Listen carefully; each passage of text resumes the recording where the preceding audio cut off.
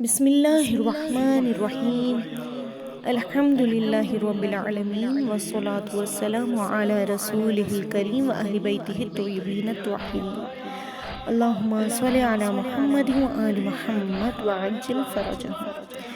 اسلام وہ مذہب ہے کہ جس میں مردہ اجسام کو احترام کے ساتھ مٹی میں دفن کرنے کی تعلیم دی گئی ہے۔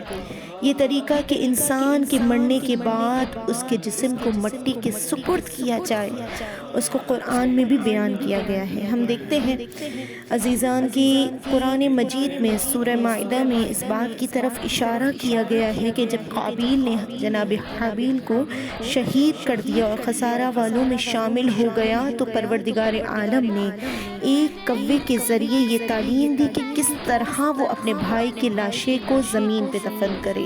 تو یہ سب سے پہلے زمین پر انسانی موت کا واقعہ تھا جس میں لاش کو زمین میں دفنانے کا طریقہ بتایا گیا۔ چنانچہ یہ وہ افضل طریقہ ہے کہ جس پر مسلمانوں کے تمام مسالک عمل کرتے ہیں کہ مرنے کے بعد سے تدفین تک جسم کا انتہائی احترام کیا جائے۔ غسل و تکفین و تدفین کے دوران اسے کسی طرح کی تکلیف نہیں دی جاتی، لہٰذا قبرستان میں جانا اور السلام علیک یا اہل القبور کہنا مستحب ہے، یہ جانے بغیر کہ یہاں پر کس کس مدارج کے لوگ مدفون ہیں۔ ہر قبر کا احترام کیا جانا چاہیے، اور حدیث میں بھی ہے کہ قبروں کی زیارت کرو، اس لیے کہ قبروں کی زیارت کے اندر تمہارے لیے ایک عبرت پائی جاتی ہے۔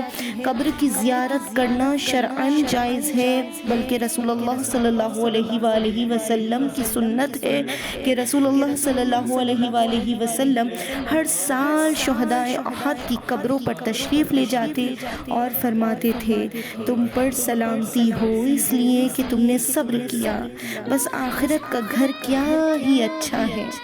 بقی مدینہ منورہ کا قبرستان ہے جس میں 10,000 کے قریب حضرات صحابہ دفن ہیں۔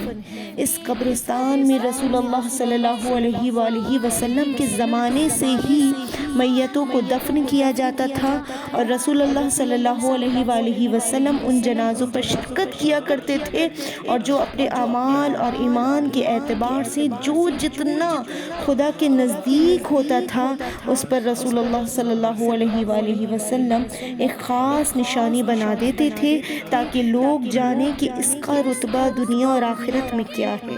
تو ہم دیکھتے ہیں کہ رسول اللہ صلی اللہ علیہ وآلہ وسلم وہاں پر بھی قبر بھی بنا رہے تھے، باقاعدہ وہاں پر قبر کا نشان بنا رہے تھے۔ تو یہ اشارہ کس جانب ہے؟ اس جانب ہے کہ اگر مومن کا انتقال ہو جائے تو مومن کی قبر کا احترام ضروری ہے، اور رسول اللہ صلی اللہ علیہ وآلہ وسلم نے یہ احترام کر کے بتایا۔ تو یہ بقی وہ عظیم قبرستان تھا جہاں پر رسول خدا صلی اللہ علیہ وآلہ وسلم کی ازدواج اور اولاد بھی مدفون ہے، اور رسول اللہ کی سیرت میں ہمیں ملتا ہے کہ آپ صلی اللہ علیہ وآلہ وسلم بقی میں آتے تھے تو بیٹھتے تھے اور اہل بقی کے لیے دعائے مغفرت فرمایا کرتے تھے۔ آپ کی دعاؤں میں سے ایک یہ بھی ہے کہ اے مومن قوم تم پر سلامتی ہو، تمہارے پاس وہ چیز آ گئی ہے کہ جس کا وعدہ تھا، کل تم اٹھائے جاؤ گے اور ہم بھی انشاءاللہ تم سے ملیں گے۔ اے اللہ بقی والوں کی مغفرت فرما۔ اور اس قبرستان کی عظمت ہمیں رسول خدا کی حدیث سے ہم ملتی ہے کہ رسول اللہ صلی اللہ علیہ وآلہ وسلم نے فرمایا کہ اس بقی سے 70,000 لوگ اٹھیں گے، محشور ہوں گے، اور اس طرح سے کہ انہیں بغیر کسی حساب و کتاب کے جنت میں داخل کر دیا جائے گا۔ ان کے چہرے 14ویں کے چاند کی مانند چمک رہے ہوں گے۔ اور رسول اللہ صلی اللہ علیہ وآلہ وسلم کے بعد کے زمانے میں بھی جب ائمہ معصومین علیہم السلام وہاں پر مدفون ہوئے تو ان کی قبر پر گنبد تعمیر کیے گئے۔ اس وقت مکہ، مدینہ اور دوسرے اسلامی شہروں کے مسلمانوں کے نزدیک اولیاء کی قبروں پر گنبد بنانا عام رواج تھا۔ جب بھی کوئی ولی خدا دنیا سے جاتا تھا تو اس کی قبر پر گنبد بنا دیا جاتا تھا، اور لوگ وہاں پر عبادت کرتے تھے اور اس ولی خدا کو واسطہ بنا کر خدا سے توسل کرتے تھے اور دعا کیا کرتے تھے۔ تو اتنا عظیم قبرستان جہاں صحابہ بھی مدفون ہوں، جہاں رسول اللہ صلی اللہ علیہ علیہ وآلہ وسلم کی بیٹی اور 4 ائمہ معصومین علیہم السلام مدفون ہیں۔ ان کے علاوہ دیگر بہت سے تابعین و صالحین بھی یہاں دفن ہیں۔ یہ وہ قبرستان ہے جہاں پر مدفون شخصیات کے بارے میں یقین سے کہا جا سکتا ہے کہ ان کے اجسام ابھی بھی تر و تازہ ہوں گے۔ انہدام قبرستان بقیع تاریخ اسلام کا ایک سیاہ باب ہے۔ ہمارے علماء 8 شوال جنت البقیع کے انہدام کو سیاہ دن سے تعبیر کرتے ہیں۔ یہ وہ سیاہ دن ہے کہ جب بقیع میں واقع تمام قبور کو مسمار پر کے ائمہ کے گنبد ہائے مقدس اور اہل بیت سے متعلق دیگر یادگاروں کو منہدم کیا گیا۔ لفظ غریب کہیں تو ان بقیع میں مدفون ہستیوں کو کہیں کہ جن کی قبروں میں نہ سایہ ہے نہ سائبان ہے۔